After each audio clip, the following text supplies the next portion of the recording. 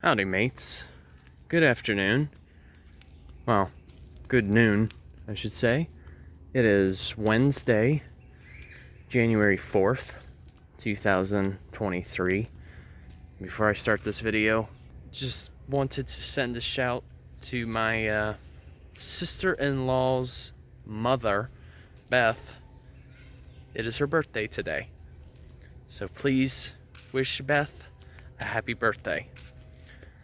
But today, I am so excited. I'm visiting a particular gardens that I have never been to in my life until today. And I'm still very overwhelmed by just how much there is to take in terms of the history of this place, the flora of the place, the wildlife, and as well as the architecture too. So I'm 90 mile an hour. But today I'm checking out a place known as the Bok Tower Gardens. So this place is based in Lake Wales, Florida. So you figure we are basically in central Florida. Not too far, well, basically where we're at, standing on, is known as the Lake Wales Ridge, which I can explain that in a separate video, but the bottom line is we're basically at the highest point in the peninsula of Florida. However, the actual highest point in Florida is way up in the Panhandle, which is called Britton Hill. But for the actual peninsula, this is the highest point. So this was essentially all of this property, which encompasses, I don't remember the exact acreage, but either way, it's a lot. It was bought by an individual named Edward Bok. B-O-K, not, Sebastian Bach, like the musician. So Edward Bok, he was originally what you call an immigrant that then settled into Brooklyn. Ironic, because some of my dad's family also immigrated to Brooklyn from Italy. So essentially, for the longest time of his life, he was a journal writer, an editor, and even an advocate, too, for the environment. So you could say he sounds a lot like I do. Because I do a lot of writings, and I also act as an advocate. But the bottom line is, aside from his hustle and bustle of his life, this is essentially where he retired. And so he wanted to dedicate some of the last parts of his life to leave a legacy, which is the gardens. And he actually had a well-known landscape architect by the name of Frank Olmsted Jr. come here. And so essentially, he's the son of the famous Frank Olmsted, who was responsible for designing the Central Park in New York. But Frank Olmsted Jr., he helped design the gardens that we're walking on. And he spent over 5 years down here, or more, because he wanted to study the types of native plants down here and just the general ecology of the state. So he wanted to incorporate some designs that was very fitting for the state.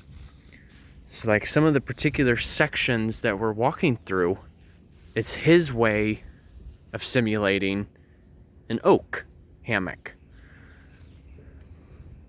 Now, the thing is, There are indeed some non-native plants that are here, but by no means are they invasive. There is indeed a difference. So, let's see. Trying to find an example. Fortunately, like, this place is actually really good at labeling their plants. So, like, they got some evergreen azalea. I believe I did see a Japanese camellia. So, kind of backtrack a little bit. Yeah, right here. That's a Japanese camellia. And as you could tell, they're actually in bloom right now. So I can only imagine how good it must smell. Let's see. Oh yeah. There's a lot of fragrance. I can't pronounce my words today. But as you can see here, these are natural ridges. So, like, by no means was this added in any way, shape, or form. So as you can tell, like, we do have a little bit of that elevation. And this, wow, this is really neat. You know, it's one of those things like, oh, Florida wouldn't be capable of that. You come here and you can truly see that even Florida has some spots of elevation. And there's even bedrock here too. I believe they call it ironstone or Iron Mountain, because the limestone bedrock upon exposure actually produces a bit of that reddish color, as I talk about that oxidation. But yeah, so this place technically opened in 1929, and February 1st, 1929 to be specific. So this place has existed for nearly 100 years, and even some famous individuals came down here. A great example is Calvin Coolidge, and it is said that there were up to 75,000 different people who went to try and attend this event. And it was so, like, packed that any of the local gas stations that were around, they completely ran out of fuel. And you probably figure back then, fuel was a much more limited supply than what it is today. But this is how I want to end this video for you guys, because I'm gonna use it for a separate one.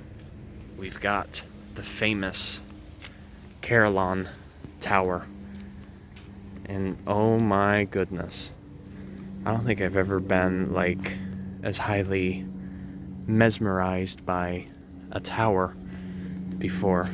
It has such a Lord of the Rings vibe to it.